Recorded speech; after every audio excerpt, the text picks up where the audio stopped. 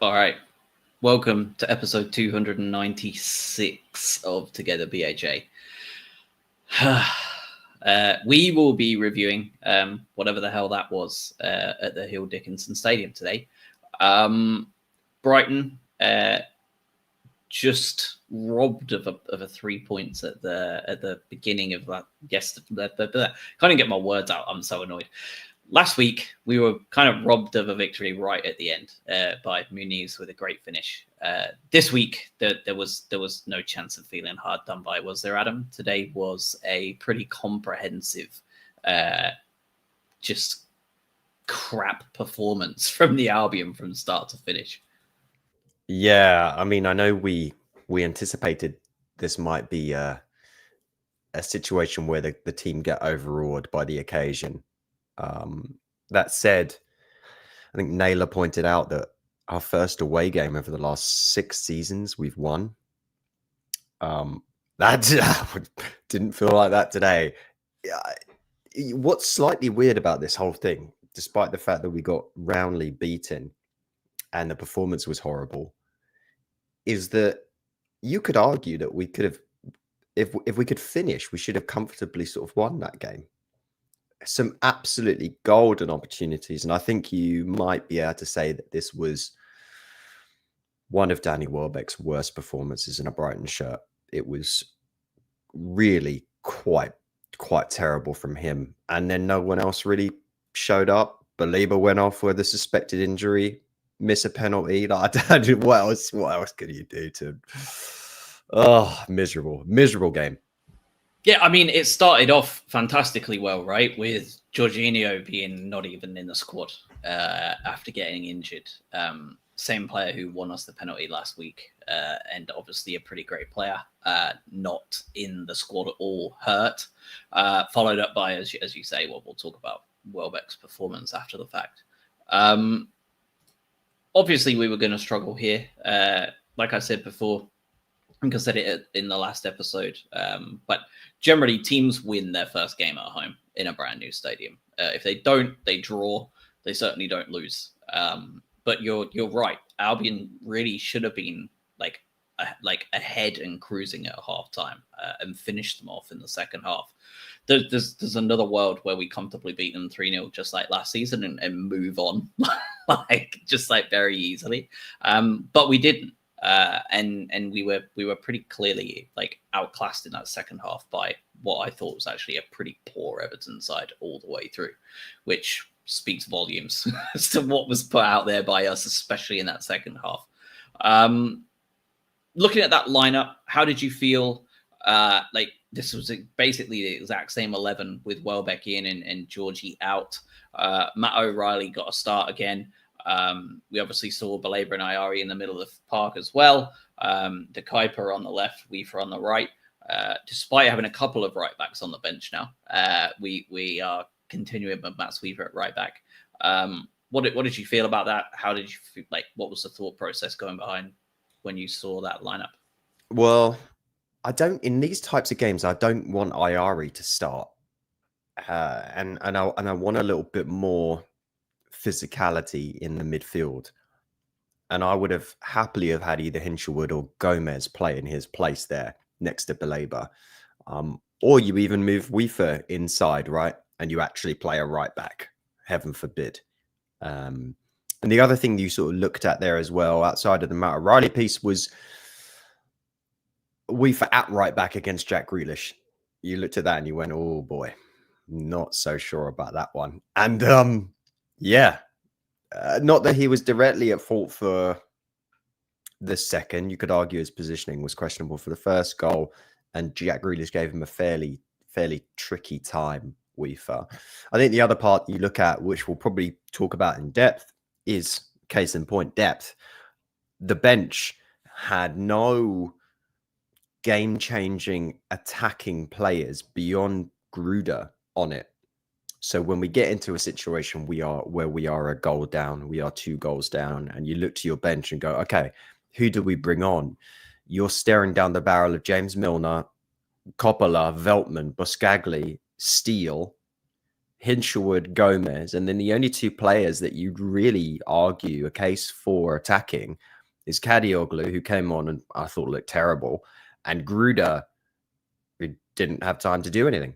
And this is what happens when you get rid of João Pedro and you enter into a period of time where your two Greek replacements aren't ready to seemingly even be included in the squad. And you have an injury to Ruta, and you've got injuries elsewhere, and you've already now shipped out Enciso to a holding company. Watson's injured, March is injured, and you saw that today. We don't have the bodies to bring in to then take off a poor performing Danny Wellbeck or a Matoma who's not. It's hard to say firing on all cylinders because he did create a couple of really good chances, but I think he would have switched some more bodies out today if you had more options on the bench, and he just did not. Bit concerning though, isn't it? Like, what is going on in our preseason? Because we've got all these new doctors in, and none of our new signings, per the manager and the team, are capable of playing Premier League football yet.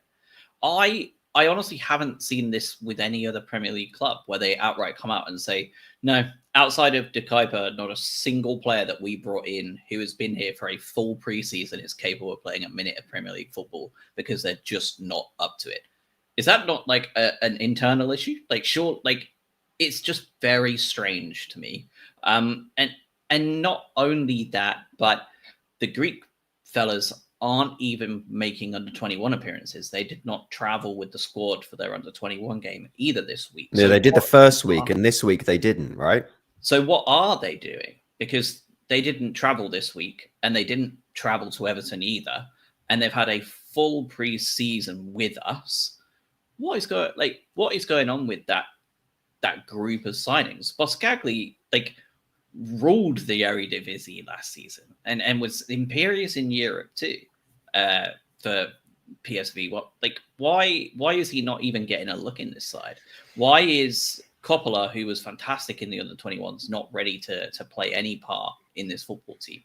Why is Simas and Babis not even capable of making a match day squad with no attacking players available to us? It's not their fault, right? Like, if it's all of them, that's a club issue. And I have to be honest, like, in my entire life of supporting this club, I've never seen us have this happen. Like, I've never seen us have a group of players come in, and notably, per Tony Bloom, like, we did our deals very early this season, and it's been amazing to give them all a full preseason. But they've not had a suitable enough preseason to play football. And the ones that seemingly have look slow and off the pace. We saw that today with most of the players. They look like they're not fully fit. Yeah, I don't know. I don't know with the medical stuff. It's just too hard to comment. Like, we just don't know what happens. I think with the signings themselves, we also know that with Simas and Babis, they were coming back from some forms of injuries, right? I believe over the summer. So you could argue at a certain point, they weren't fully up to game speed. They had the one under 21s appearance the previous week. So, like, is that a fitness thing? Is it a up to speed of the league thing? Combination of both, based on Herzler's commentary. We talked about this on the preview before the season even started, that, in my opinion, we are weaker as an attacking group than we were last year with the modifications that we made to the team. And we are stronger defensively. The problem when you say we're stronger defensively is when you don't play any of the players that you signed beyond De Kuyper. So it's like, well, De Kuyper comes in and you could say there that swapping De Kuyper for Estupinian, sort of a, like for like-ish. The point being, it's generally good, right? Like a lateral move from Estupinian is not the worst move for any Premier League club outside of like the top 2 or 3 in the Premier League to make. Like, that's a good move. So correct. We're happy with that. Correct. But the real excitement you had is that you signed a lot more quality at centre-back and the ability to then basically play some other players that are quality at right-back. So, and instead what you've done is continued with what you had last year. You've continued with a Mats Wiefer who, in his defence, has been playing well generally in pre-season, first game, out of position. Fully out of position, and then you're persisting with Lewis Dunk in there, who again looked slow in certain parts of the game today when he tried to catch up. Beto completely outpaced him at one point as well. So you look at the squad and you go, well, hold on. If we're not putting any of these new signings in from a defensive standpoint, and we know we've got weaker attacking, we've got a whole host of injuries, then what are we actually looking at? We're looking at a weaker team than last year. So what is the benefit? The benefit is that Hertzler has had more time to maybe get to grips with some of these players. And you have players like Matt O'Reilly, who you didn't really get a lot of time with last season, come in. And he didn't do a lot today, did he? So he didn't do a lot last week, did he? He papered over the cracks with that goal. Let's not pretend that he did actually anything effective. Drifts through games, doesn't he? Yeah, he was rubbish. Stephen in the chat, do you agree with this, Adam? That was our worst performance since Forest? Well, no, I don't know, because it's weird, because like I said, if Wellbeck finishes that ball in from Minte that was behind him and it goes in and you score a penalty, then you're not saying any of those things, right? Because there were chances that were created. Matoma put a really nice ball in. There were a couple of little bits of play where you went, okay, this is a real team here. And then outside of that, you just went into this sort of malaise of nothingness. You had the defensive side of things as well. The first goal was obviously Grealish went around the outside of Weefer, which was always going to be a risk. And the ball came in, it was an excellent ball. Like, I don't even know if I'd necessarily blame the defense for that ball that came in. You could argue that positionally it was tricky because they were overloading on the right side and they let the Grealish basically just do whatever he wanted. The second goal was just an incredible strike. I'm not sure, again, if you're truly really blaming anyone there as well. So I don't know if I'd say it was our worst performance since Forest. It was a really disappointing performance, but there were signs there that things could happen. We've got into this same position that we've been in the past, where it looks like no matter what we do, we can't score a goal from open play, no matter what we do. Or from penalties, so set pieces don't help either, do they? Well, I don't know why. Just let Matt O'Reilly take it again. Well, yeah, I mean, I also agree with you. I don't think that was anywhere near our Forest performance at all. I mean, before they go 1-0 up, like if Mitoma gets that shot on target and scores, it's 1-0. We also had Wellbeck, who I know it was pushed behind him a little bit, but he should do a little bit better with that.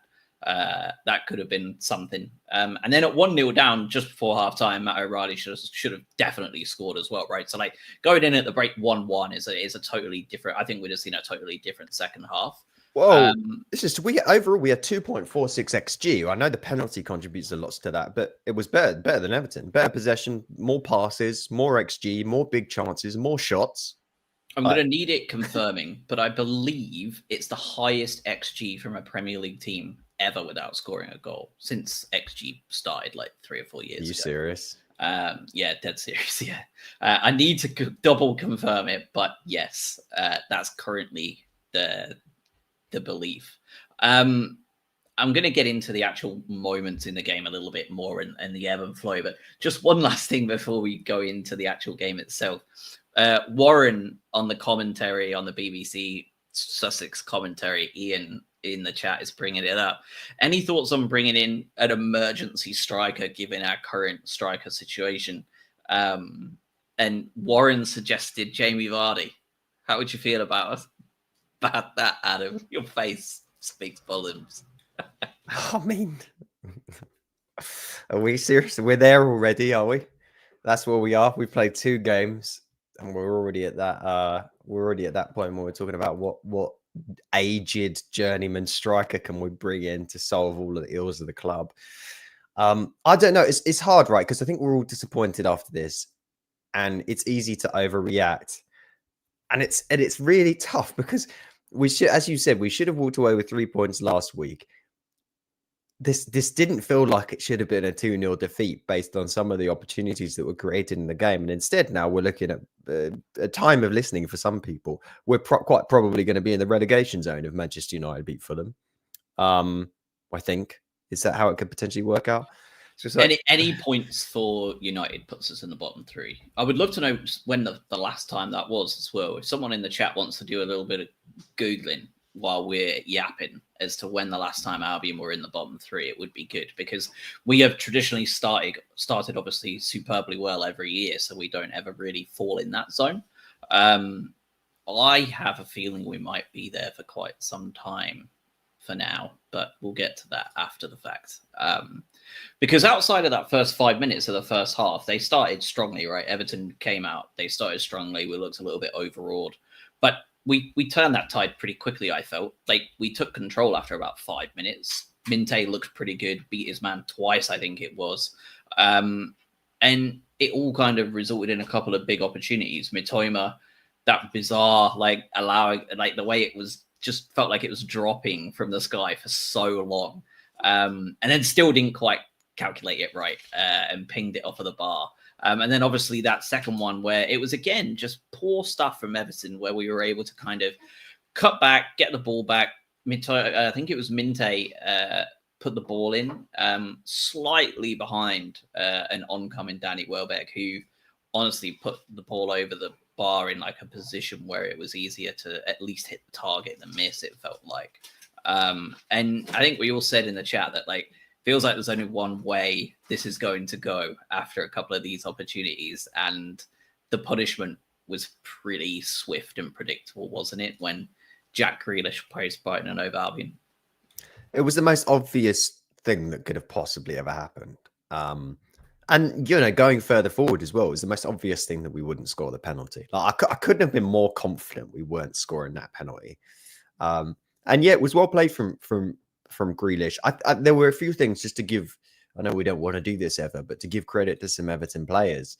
I thought Ndiaye was an absolute handful whenever he got the ball and could just dance around defenders. Obviously, Grealish was good, but I think he's going to get more plaudits for his performance than actually warranted.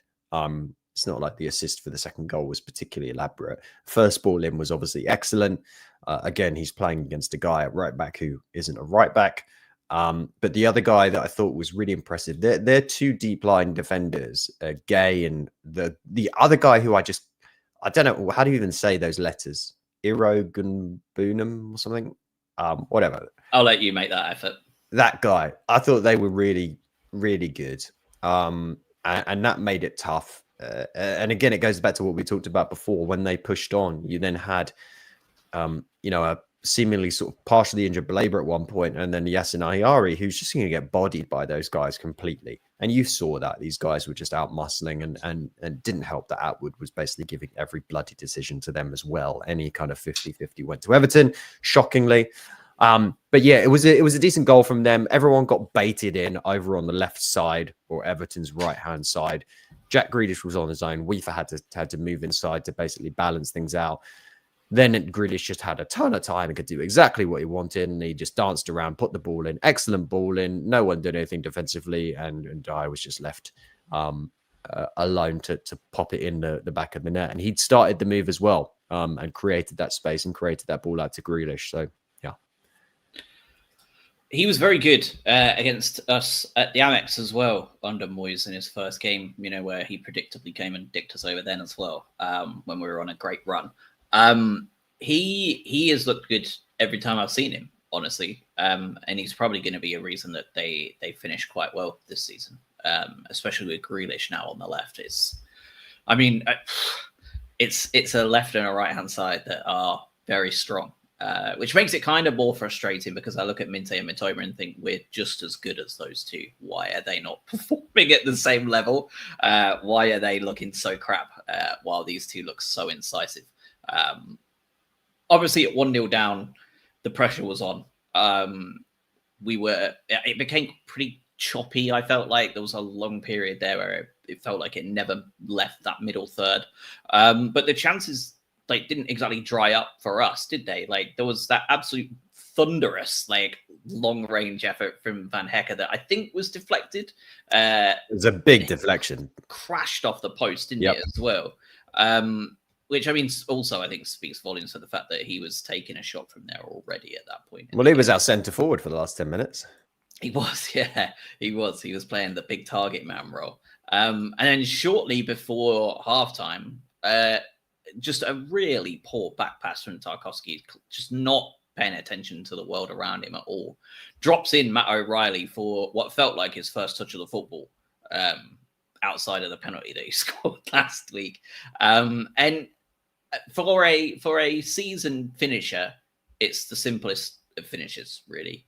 For a player that hasn't played as much football as he would like to, he made a meal of the whole thing, didn't he?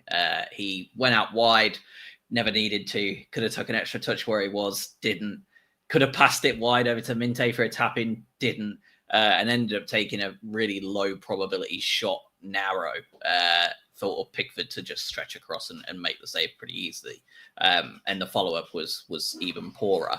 At that point, halftime comes around, and you've got to be honest. Like this, I just don't understand how we're not 1-1 at that point. At least, like that last opportunity was incredibly poor, wasn't it, from us to not make something of. That felt like the game there, didn't it? Really, because you,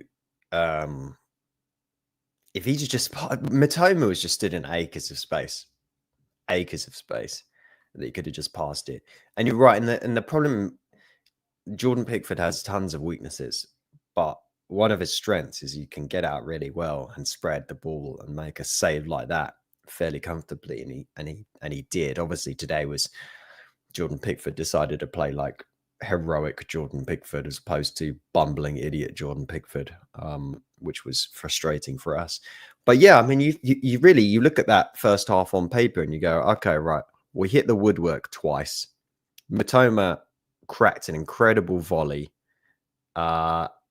You have a one-on-one with Matt O'Reilly where it should have absolutely been a goal. And you look around and you go, hold on, how's this happened? How are we down? Very, very Brighton to go into the half down after you've basically had very clearly the better opportunities. Never to worry. It's only one goal at half time. Come back out, fresh-faced, bushy-tailed. We'll be ready to go, right? Wrong! Carlos Baleba off injured after 45 minutes. Our best player, the one that was supposed to be going to Manchester United for 135 bajillion pounds, stays injured 45 minutes, hooked off, gone. Jack Hinshelwood, not fully fit, on. And we are then already kind of a little bit downcast, aren't we, before a ball has been kicked in that second half. If there's one player you really can't afford to lose, especially in this current setup that we have, is Carlos Baleba, right? Like we talk a little bit about Mitoma, Baleba, and Van Hecker as like the triumvirate of most important players to keep. I think now we can look at those and think, okay, if Van Hecker stubs his toe next week and needs a week off, we're quite okay with what's coming in. If Mitoma gets himself hurt and is out for a week, we feel all right about a Gruder move or a Ruta move if he's fit. Like we feel all right with some of those ones, even with the depth issues you talked about, Adam. Like even now, like you're quite happy, aren't you, to see Ruta move in, Wellbeck on. Like Gruder, Wellbeck, Ruta, and Minte is not a terrible front four, however they set up. But Carlos Baleba is one in of himself. There is no other player that does what he does. The only one that comes close is playing right back. So at this point, it's a bit of a depressing move, isn't it? We've got to hope to God that it's a precautionary move, right? Like we really need him against City, especially with what looks to be a returning Rodri starting next week. Yeah, well, and also a City that have just been embarrassed, and that's a daunting prospect to think. They were about. Last time, remember? They were 2 games into that winless streak when they came to us, and they were really angry, and we still beat them. So all is not lost in that case. But no, and it's also it's the Albion, so we'll probably beat them 3-0 after these performances, and we'll look like completely free scoring. But we can't overstate Carlos Baleba's importance. I think the only other position where you could say that an injury would be worse would be up top, because if Danny Wellbeck went off injured today, well, who's playing? I think it is Van Hecker. You saw it. It's Van Hecker's playing up there. Like, well, what else are you doing? Matt O'Reilly, number 9. He can't even play number 10. He can't play any of the positions he's meant to play. Seemingly, he's just a body and a penalty taker. I think at the moment. So no, you really don't want to see that happen. Hopefully, you take him off at halftime. He rests up and he can play. You don't play him obviously against Oxford for obvious reasons, and then you play him against Manchester City. But the second half as well, like even without Carlos Baleba, Everton didn't do a lot. And it's, yes, they sat, but they didn't sit completely 10 men behind the ball. Like it wasn't a David Moyes special. I think there was an element of, hey, we're playing in this new stadium. We can't just do misery ball for the next 45 minutes. And we had opportunities. We obviously saw that. We can talk about the penalty. But the game wasn't completely over. It was not good to see Carlos Baleba came off, but you didn't think it was completely dead and buried until 77 minutes. Yeah, well, 7 minutes after Carlos Baleba went off as well. Because, again, as you say, they didn't really create much at all, but we were just caught fast asleep, it felt like, on that left-hand side. Just Jack Grealish touches it back for James Garner, and he smashes home like an absolute missile. At 2-0, the game was really not in a great position for the Albion. Obviously, we'll come to the penalty where it essentially ended it as a contest, it felt like. But at 2-0 down, in their new stadium, with Baleba off, with nobody offensive really on the bench outside of Gruder, it kind of felt like a long way home, didn't it? Like, and at this point, that's where you need someone to step up offensively. And unfortunately, Danny Wellbeck probably had one of his worst performances in a Brighton shirt ever, didn't he? I don't remember a time where I think I've been this disappointed with Danny Wellbeck. I've tried to defend Danny Wellbeck in every situation plausible because I think he's been an incredible player for this club. Last season was arguably his best season of football ever. Today, his first touch was horrible. Every first touch like bounced off his foot. He obviously had that horrible miss when meant to play the ball in. I know it was behind him, but still, the penalty was a horrible penalty. It's like, come on, man. Like this is your bread and butter. And you put it in the best possible position for a goalkeeper to save it. Just sort of in the middle of the right-hand side of the goal at a great height. No issue whatsoever. I don't know what to say about that. And that's the problem, right? When Wellbeck isn't firing, you then run into a bunch of issues. Because I would say that although he's not playing at the level that we know that he can, Mitoma created chances today, created opportunities. Yeah, he did. And we know that Minte did. Minte looked a real handful in that first half, a real handful. Fell off a little bit in the second half, but he was still a danger. He was still jumping around people and making stuff happen. But you just never feel like, in the middle today, you did not feel like whatever you did, if you gave the ball on a platter to Danny Wellbeck or Matt O'Reilly, who were the guys centrally, nothing would matter. They still wouldn't score. And that was, unfortunately, the end of the situation. Now, if you had Ruta in there instead, if you had someone else in there instead, if you had a previously known Brazilian in the team in that position instead, would it have been a different story? Yeah, potentially. But we've got to deal with what we have right now. And I think if we have to look at next week in a completely different light, if Ruta can't play for some unknown reason, which I hope he can, you need to have another body in behind that can replace these guys up top, because I just don't know if we would have scored if they'd have played another 180 minutes today. It just wouldn't have made too much of a difference. We'd have hit the post about 400 more times. Yeah, maybe. And I mean, obviously, we got the penalty pretty late on, 75 minutes, I think it was. It's kind of the perfect time to get a penalty in the situation we were in. It was kind of the perfect time, though, right? Because you score there, and you know their heads go at Everton. Like, first game in their new stadium, the crowd will shit themselves. Like, they've just lost to Leeds away. Like, it's their brand new stadium. They've just conceded a penalty, let one in. It's 2-1 late. Like, you know that, like, that's a team that are ripe for, like, conceding another in that last 20 minutes or so that ended up being played.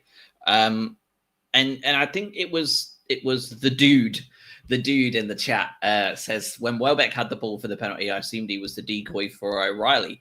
Me too. Initially, I thought he was playing the Iari role, where he was playing the decoy and O'Reilly was going to come up late and take the ball and take the penalty. I don't understand the mindset there. Why did he take it after O'Reilly had scored his last week? That doesn't make any sense at all to me. And I understand that it may be a case of, Wellbeck wasn't on the pitch then, perhaps. And he's the penalty taker when he is on it. But for me, it's a little bit like, you don't change a winning team. Like, you don't change a penalty taker that's scoring goals. Like, I know that there's like a hierarchy and all that. And obviously Welbs is a fantastic player generally. And I agree with you that like this was a really poor performance today, but like we're not here to slag off Wellbeck as like a bad player, because he clearly isn't. But like, why would we do that? It's just such a bizarre move to make for me. Well, I think you're right. It has to be a case of that Danny Wellbeck is the penalty taker, and he wasn't on last week, so O'Reilly took it, and he's on this week, so he steps in and takes it. I think what's going to be interesting now is what happens for the next penalty we get. Who's going to take that one? Because do you give it to O'Reilly? What happens if he misses? Do you give it to Wellbeck and just say, okay, well, come on, mate, you got to do it now, and you're the guy ongoing? But either way, we're back to this situation with the Albion where we're looking at who's our penalty taker, how do we feel about penalties when we get them, and we got this level of insecurity around it now, whereas previously for the last couple of years it's been guaranteed goal. And the fact is, today the penalty would have been the only way we're going to score, right? That's what it felt like. We needed a non-open play goal, and that would have been the only way to shift it, and obviously it didn't happen. Last week was the penalty, so we've now gone 2 full games where we haven't scored a goal from open play, scored 1 penalty, missed 1 penalty, and we're now facing Manchester City as the next game. It's mildly concerning. Yeah, I mean, at the end, it never looked like we were going to score after the penalty. It was a comfortable win and they'll say we're being bitter about it, but I'm not meaning it in a bitter way. It was a pretty comfortable win for a largely uninspired Everton, in my opinion. I don't think they offered a huge amount. The problem wasn't them, it was us, right? It's not you, it's me. It felt like a very much of that. We failed to convert our chances. We failed to defend appropriately when they hit us on the break. And in the second half, we were simply poor everywhere on the pitch, and had no answers going forward. And I mean, those substitutions it feels as uninspired as it gets, right? Like Hinshelwood on for an injured Carlos Baleba, awful. Kadioglu and Gomez come on in the second 67th minute for De Kuyper and Iari, and I agree with you that I thought Kadioglu looked poor. He just looks off the pace entirely, and Gomez wasn't much better than last week, which was not great. And then we bring on Brajan Gruder on the 85th minute, which seems a bit of a waste of time, to be absolutely honest. I don't know why we wasted his time bringing him on with what ended up being about 11 minutes to go in a game that felt like it had already gone away from us. I would have liked that substitution about 10 minutes earlier if we're bringing him on, wouldn't you? Bring him on with 25 minutes to go to create. Well, I think it's because he made such a big tactical move there and then lobbed Van Hecker up front. He knew he couldn't do it for much longer than that because it was basically just a suicide run. It was like, okay, we'll do this for the last few minutes. If it works, great. If not, we're done for. And I think that's why he did it. Because if you're taking off Weaver there, you're just you're putting yourself in a really tricky position. If it was a like for like and he got rid of one of the more attacking players, I would have understood him doing it early. But clearly he didn't want to do that.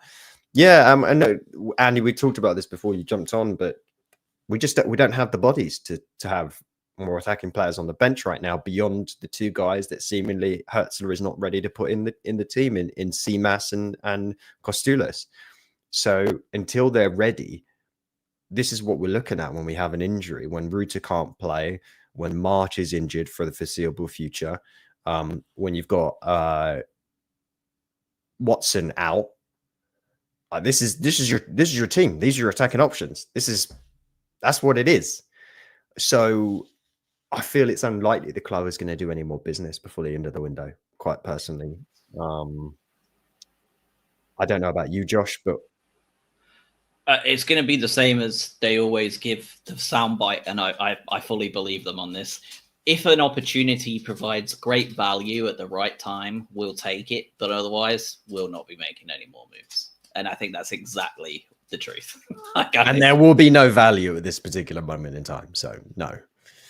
No, exactly. Exactly. And I mean, I think that goes back to exactly what you said, right? Like this team that started today, like Verbruggen, Weaver, Van Hecker, Dunk, De Kuiper, Baleba, Ayari, Minte, O'Reilly, Mitoma, and Wellbeck is personally, I think it's a fact that is a worse team than the team we finished the season with last year.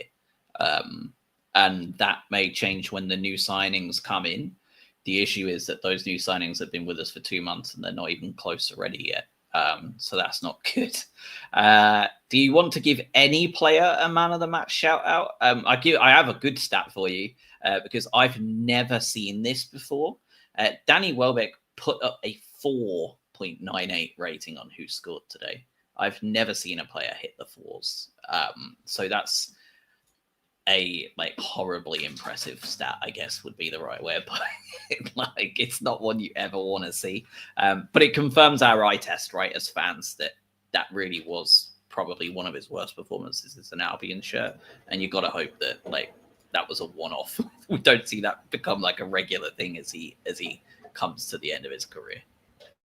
No, this feels very one-off from him, but he was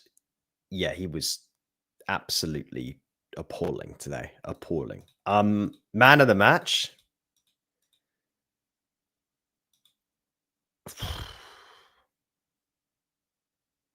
I mean, De Kuiper was all right, I guess.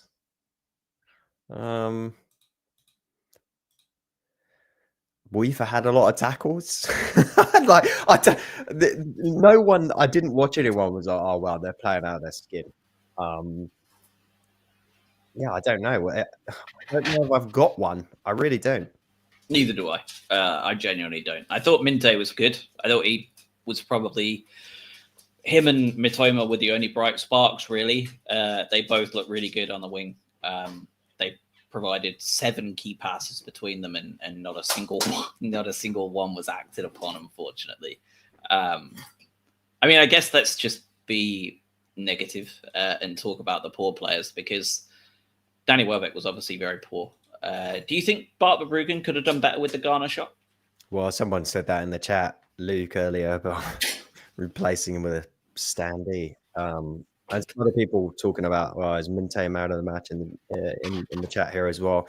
I mean, the fact that we're all saying different people probably sums it up. It's like trying to clutch at straws as who's man of the match. Yeah, I mean, I think Bart, for the second goal, the Garner strike, he did get a hand on it, flapped a bit at it. I don't know if you really want to blame him for that.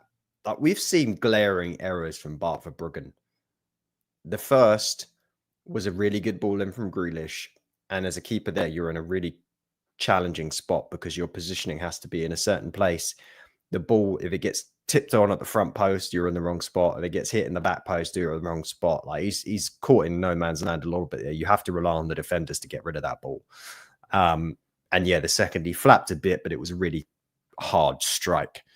So, I mean, of all the worries I have at the moment within this team and all the problems that we're looking at, I'm not going to single out Bart Verbruggen as my top 3. The issues in general, regardless of performance, is just actually putting the ball in the back of the net. Chance creation in general has been all right. But again, we've been liable on the counter-attack, just like we were last season, just like we were the season before. and we can't seemingly put the ball in the back of the net from open play, which we went through large patches last year doing the same thing, right? We went through 4, 5, 6 game periods where it's just like we forgot how to score. Yep. Yeah, I mean, I agree with you for what it's worth. I don't think Barber-Bruggen was particularly at fault for either of them. The first one especially not. There's absolutely nothing you can do about that from a goalkeeper's perspective. If it comes close enough to you to make a save, fantastic. Odds are it usually doesn't, and it didn't. Like, it is what it is. The second one, as you say, like I think he got down pretty quickly to it, to be absolutely honest. It was just an absolute blast. And I think he actually even got a hand to it, and it wasn't like a hand He did. flapped. Like, I don't think it like was a weak hand. It just was so hard it went in anyway. So yeah, I agree with you for what it's worth, but the question has to be asked because people in the chat are asking it. So we like to go through those. The last one of the day to talk about before we get to like positives and like trying to end on a positive note, because we have Oxford next, and like surely we can't lose that, right? So like we'll go on to like the positives of what we hope to see in Oxford on Wednesday, because there is an opportunity to see some pretty intriguing stuff, right? Like I think we hope to see a lot of stuff that we'll talk about here shortly. Let's talk about one last thing that needs to be talked about that Andy has brought up in the chat. What are we both thinking about Matt O'Reilly? This is as close to like the Arsenal Fan TV rage bait as we're going to get on this podcast, but he is so shit, Adam. He does nothing. He's got to go. Like, he's so poor. Like, he doesn't do anything. Like, his, like, who scored ratings, his sofa score ratings, like, all, like, you look at all of these and they're just so bang average to nothing. You look at all of his inner stats, his shots, his key passes, his tackles. It's all just beige. Like, it's mediocre at best. And then you look at him in the eye test, like, because we all, like, that's what we say on this podcast, right? Like, everyone else can do their podcast however they want to do it, right? Every 30-year-old male is whipping out a podcast and doing it their own way these days, right? Like, but we really want to focus on the data as much as possible so that we don't seem too reactionary or rage baity. But like, you have to look at the eye test too. And in the eye test, he's absolutely dog shit as well. Like, he doesn't do anything. Like, I think you quoted it perfectly earlier. The game drifts Matt O'Reilly by. And he scored, great. Scored the penalty, fantastic, right? Like, clearly something half of our squad currently can't do, which is great. But he offers nothing other than that today. Like, he didn't. There was 2 or 3 times where they caught us on the break, and I looked at the shirt number of the person that gave the ball away, and God, wouldn't you know it, it was number 33.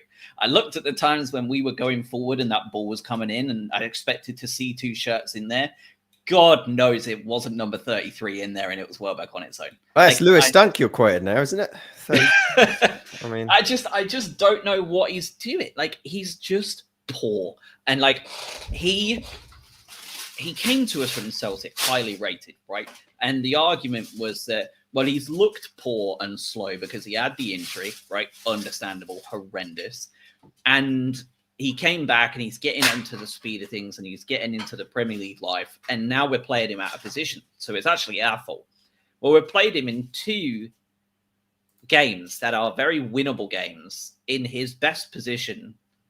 And he's looked shit. So, like, what are your thoughts on Matt O'Reilly? I've been pretty clear on mine. Like, it's not often I come down that hard on anyone, like, possibly ever in this podcast. But, like, I just cannot remember a player that has been that poor with supposedly so much promise prior. Like, it's just bad. Ooh, again, we bring him up every show, but you forget about Ansu Fati. Yeah, fair enough. Actually, that's yeah, and I joked about Lewis Dunk there because he's obviously the other guy that's been much maligned. Where I think if you poll the Brighton fan base right now, everyone's going to be like, okay, well, switch him out. Dunk hasn't been that bad the opening 2 games. I think we talked about the first game outside of the goal right at the end. Dunk was fairly good. Today his passing just to add, Dunk has 15 years of a body of work as well, right, to back him up. I think that helps. It does help a little bit. Club captain, sort of Mr. Brighton, that helps a little bit. And then you've got Matt O'Reilly, who's come in, got annoyed that he was played out of position last year, was probably going to leave about 2 weeks ago, and now is maybe staying potentially because he had a half-decent preseason. Yeah, so I don't know. I think when I'm watching Matt O'Reilly, I question myself because I go, am I just not tactically minded enough when watching football that I don't appreciate what he brings to the team? If you look statistically today, he was our second most accurate passer of the ball, 93.3%, second only to De Kuyper. He touched the ball 30 times, which, you know, not that bad. It was better than Iari, but Iari came off. He played the full 90 minutes. Matt O'Reilly, so he wasn't on the ball a ton.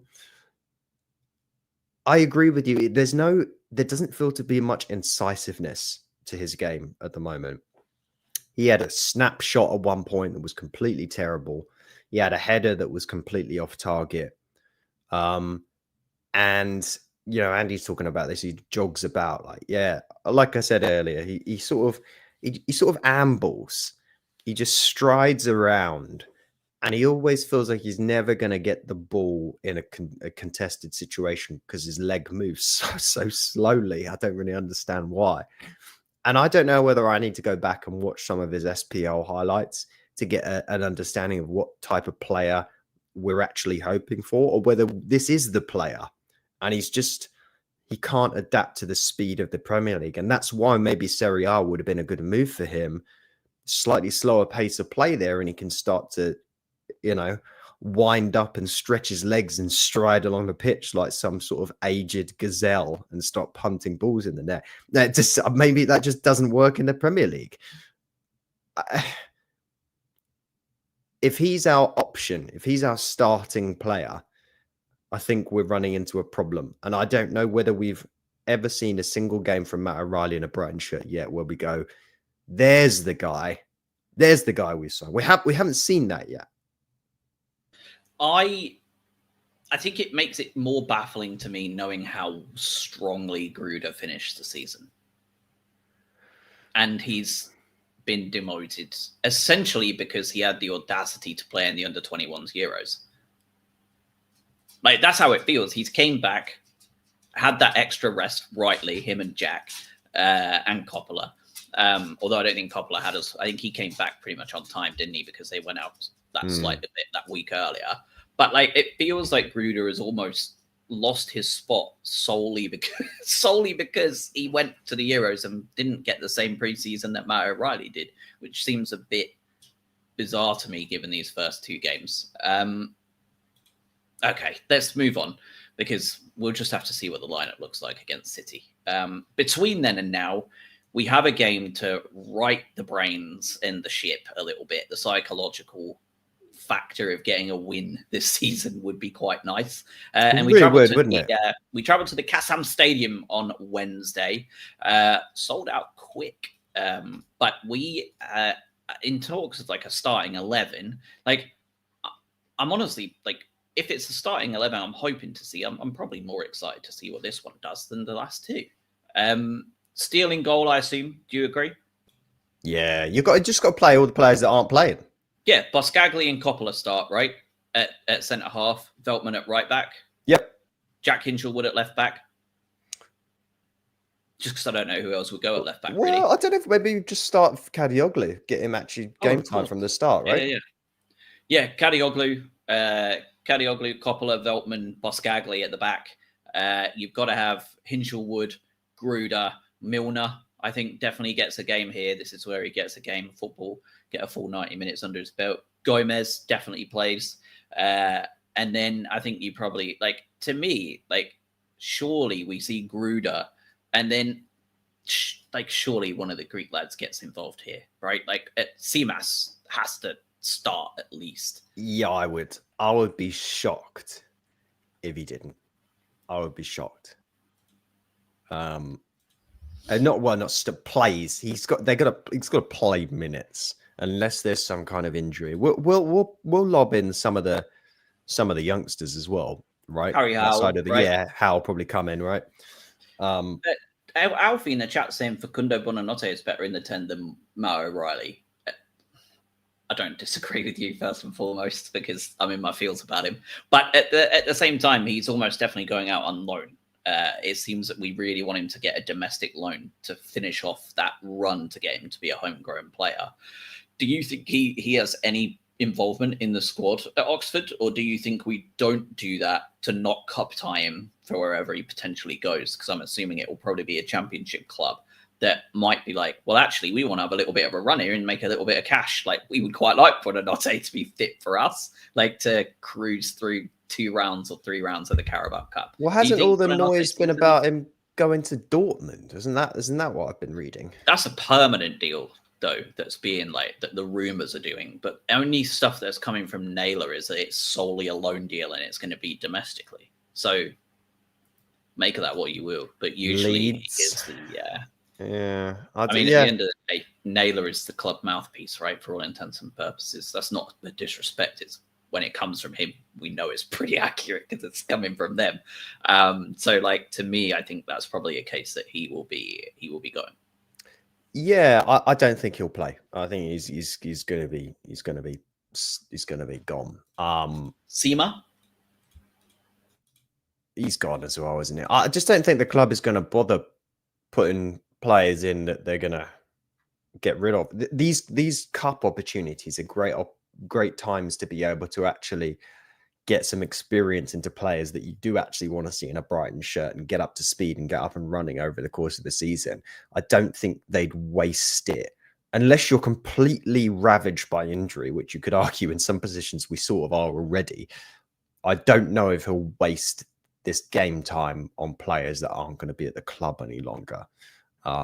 That's my take. And, you know, talking about Buonanotte in the 10, talking about Gruder in the 10, which he obviously played towards the tail end of last season. You know, part of me, I don't know whether there's a focus from Hertzler where he wants that bigger body there, and he doesn't want someone so slight, because then you've just got quite a lot of small players in the center of midfield between an Ayari and then a Gruder in the 10. It's a bit lightweight. Whereas if you can't argue, the one thing Matt O'Reilly does have is quite big. So, like, you can't argue with that. The eye test and stats do prove that part. And maybe that's a preference and why he's persisting with playing, or whether or not they're just saying, look, we've got to see what we actually have in this guy. I don't know. There's a chance O'Reilly still goes before the end of the transfer window, by the way. We're talking about this. There's a chance he could still leave. Don't tempt me with a good time. Yeah, I mean, I'm genuinely excited to see what team comes out against Oxford, because I think it is a lot of the players that simply aren't playing, and they're the players I want to see play. Like, they're the ones that I'm more interested in, right? Like, I know what Lewis Dunk offers at the back, and I want to see what Coppola and Boscagli offer instead. Like, I want to see what they can do. I know what Wellbeck does up top. I would love to see Seamas get a game. And if he isn't ready for Oxford, but he was able to play in Bundesliga 2, what? That doesn't make any sense either, right? Like it will be quite a frustrating situation if we see a very safe squad go out there and also risk fatigue for City, right? Like, we want to be able to see a much changed team. Well, do you think these first 2 performances have changed Barber's and David Weir's thoughts on the remainder of the transfer window? Do you think this has changed anything in terms of how they act in the final time it's open? All right, going back to negativity now, but I think it might, but I think it might come too late, right? Because the end of the transfer window is a week away. But I think we are in a situation here where, come Wolves away in October, it is absolutely not an insane idea to say that we are 20th in the Premier League.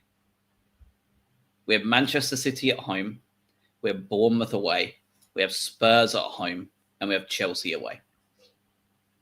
That's not like, I'm not trying to be like the most negative person on the planet. That's 4 games where you look at them and you go, ugh, that's difficult. Every single one is really hard, and losing any and all of those in a season across 38 games, right?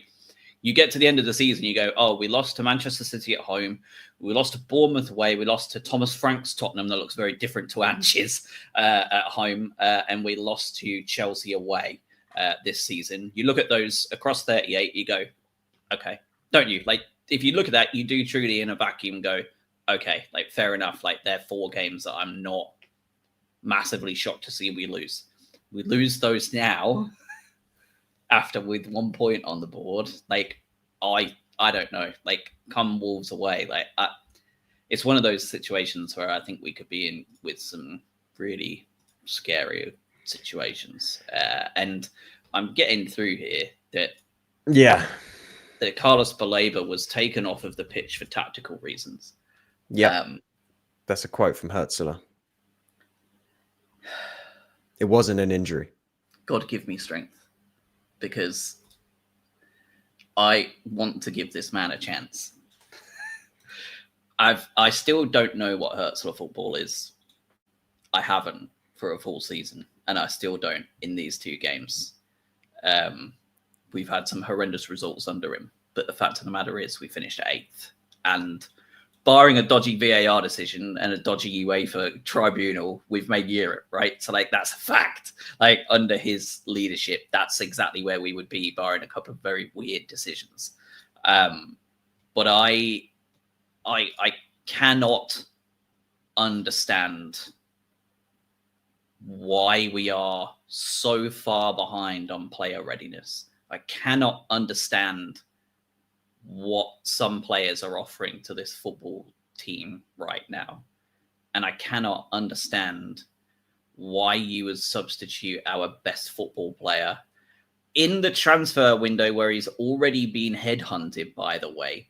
And I thought he was hurt not badly, but I thought his like injury had been tweaked a lot, because he looked pissed off on the bench. So, like, we're agitating our best player a week before the end of the window. I don't understand at any point where that substitution in particular benefited us at all. And I don't understand at any point in that change where what does Jack Hinchelwood, and I like Jack Hinchelwood, right? Had a blinding Euros as well. What does Jack Hinchelwood offer different, more beneficially to Carlos Baleba? Help me understand, because maybe I'm not seeing it. Well, also, I don't really know what tactically changed. That the shape didn't change going into the second half, in my estimation. Again, maybe tactical naivety on my part, but I didn't see a lot change. Is Hinchelwood worse? Well, you got worse. We got worse, on, right? Like, we got worse after halftime. Like, we both agree on that. I don't get that in any capacity. Hinchelwood, you could maybe argue. What would you argue here if you're Hinchelwood's mum? Better pass selection than Carlos Baleba? I don't know. Like, slightly more attacking capability than Baleba. We've seen that's not right, right? More flexible positionally.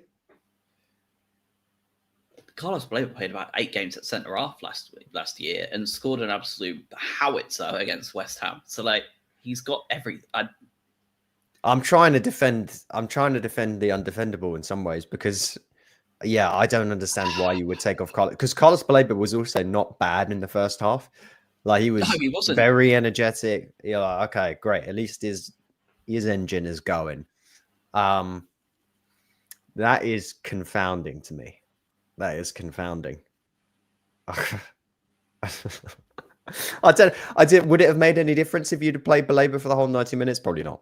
But the fact that you took him off purely as a a non-injury decision that has to be questioned. I'll be shocked if he isn't quizzed on that more, Hertzler. I really would. He should be. I'd love to question him right now. If Sky are watching as a fanalist, get me on there because I would love to ask him what the hell is he thinking. Like, explain to us, like, we're 5, how that tactically enabled us, and was that executed? I guess is the follow-up question. What you thought would happen, was that executed upon, and show us how, because I don't think anyone saw how in that thing, and not at any point is this a slate of Jack Hinshaw, by the way. Like, I thought he was fine. Like, he was a football player. Like, just like the other 10. Like, I don't think he did anything wrong at all. But I tell you, City at home next, Bournemouth away after that, who have started much better than I thought they would. And then Spurs at home who look very good under Thomas. How much more defensively responsible do they look, by the way? Like in just one preseason. Well, yeah, Thomas Frank hasn't been cursed yet fully. But by the way, the Eze thing with Spurs and Arsenal was just absolutely hilarious. Just to take some levity in this situation, that is incredibly funny. Spurs losing a one-horse race, seemingly, just perfectly. But it sounds like they're going to really try and get Savinho off of Man City now. So that'll be... It's the fact that the deal's almost done and Eze called Arteta. Yeah. Please, come on. And was like, please, is there any way you could come in for me? Please. Don't let this happen to me. Don't let this happen to my career. Yeah, goodness gracious. Imagine that. That is not good. Yeah, and Dooms just mentioned while we're recording, Bruno Fernandes just blazed the penalty over the bar. So it's not that easy to score penalties, keep in mind. No, my FPL team is in absolute shambles. Well, yeah, indeed. I think everyone's is this week. But I do want to go back. I know that it's a little bit contentious to say that we might be sat rock bottom of the Premier League by the time we reach October. But as you say, we've got a horrible string of games coming up. Knowing the Albion, though, we'll pull out 3 points from one of these games when we absolutely do not expect that to happen. But if you remove that from the equation right now, the fact that remains that we are completely light up top when it comes to this football team. We do not have enough depth and options in certain positions right now. We talked about Matoma. If Matoma's not playing well, who can you play at left wing right now? Well, you've got Watson, who's injured, and is he even going to be ready to play at this level? We don't know that for sure. You've got Minte. Who's coming on for Minte? I guess Gruder slightly out of position. Ruta slightly out of position. So not an ideal replacement. Adingra's gone. March is injured. Is he ever going to come back and play like he did under De Zerbi? Then you've got Wellbeck. If Wellbeck doesn't play well, you're then playing Ruta out of position, who doesn't want to play as a number 9. Or you've got 2 guys that you've signed who, one of which the highest level he's ever played at is the Bundesliga 2. So probably not going to be fully ready for 90 minutes of Premier League football this season. At least Babis, no way, right? At best, you're going to get Babis coming on for like half games, 45 minutes here and there as the season goes on. CMAS, maybe you'll get more out of him. Point being is, you've got to fix that, because when Wellbeck goes down with his injury, what's your rotation? Are you just going to lob in one of the Greek lads and just throw him to the wolves? You start to get sort of shades of Denison Dav or whatnot, where it's like, just go, just do it. You're not ready, but just go on in. Well, you assume Georgie, right? Early days. Like, it sounds like he had a minor issue yesterday and it was a precaution. Well, are you playing Matt O'Reilly then? In 10? Persistent? Gruder. All right. Who's coming on right wing then when you're playing all those? When Minte's tired. That's what I mean. Like, it's just, I guess I'll lob Kadioglu up there because he can't currently play his main position, left back at the moment, but we'll put him right wing. That's I feel like we've got so many different parts at the moment, and we've got a lot of square pegs and a lot of round holes, and we're sort of trying to jam them in there. So it sort of works, but also sort of doesn't. But we've got to be able to have someone that consistently is putting the ball in the back of the net. And when Wellbeck didn't do that last season, it was João Pedro that did it. And now you do not have João Pedro. So who's going to step up and do it this time? Is it Georgie when he doesn't pick up a knock in training? That's your hope. I mean, someone said in the chat earlier that they think he probably scores that opportunity against that O'Reilly had, and I probably agree with them. I see a couple of people on Twitter as well saying like, "Oh, last week O'Reilly was good enough. Now people are upset with him." For the record, I've been a hater since day one. I thought he was poor last week as well. I thought he was really poor outside of scoring the goal. Stephen in the chat said, "Next September, I'm booking my ticket to watch us play Wrexham." One, we're surely not like. It's ridiculous to even talk about it at this stage. Even after 6 games, if we are as poor as I think we may be, it's still ridiculous to talk about it. Secondly, Stephen, Wrexham probably ain't going to be in that league. They've started worse than us. They're absolutely shocking. Parkinson is not a championship manager and never has been. And the Hollywood bubble is going to burst for him, I think, pretty quickly. I think they're going to be pretty cutthroat. And that's when you're going to see Ange come in. Big Ange. Oh, God, that would be TV, wouldn't it? That would be Hollywood blockbuster. Get Ange Postecoglou in at Wrexham. That'd be stunning. It would be insane, yeah. All right, will we be doing a late night pod for Oxford? Probably not, right? But like maybe if we play all the new boys and it's fun and exciting, I could see me and Robin hobbling something together. Yeah, we'll see what happens. But it's but I don't want to end this even on a worse tone than what you highlighted, because you can't really get worse than saying, we might be 20th by October. But it's like, yeah, you then get Wolves away, but then you've got Newcastle at home and Man United away. It's not like it's simple after that. So we've got to figure some stuff out here. My hope is that if you don't get anything out of City, Bournemouth away becomes an incredibly important game. And you got to do something there. But let's not get ahead of ourselves. Let's hopefully we see something special at Oxford. Let's get one of these Greek kids to get on the score sheet, and suddenly this fan base gets in a slightly better headspace, and we can go into this Manchester City game knowing that Spurs just spanked them. Well, it will be in a better headspace until Sunday, where after Seamas has scored a brace against Oxford and looks belting, he's dropped from the squad altogether on Sunday, and then we don't score again. Correct, and it's 85 minutes. Van Hecker is up front. Yeah, after Haaland has pasted us across the Amex. All right, we will be back potentially Wednesday, definitely at some point Sunday or Monday for the pod. It is comfortably our toughest opening 6 fixtures ever in the Premier League. So it was always going to be difficult. It's going to get harder in the next 4 than the first 2. So that will be fun. But we'll just have to see how it goes. We've been on some terrible winless runs before and we've been just fine. So we shall see. All right. Heads up, people.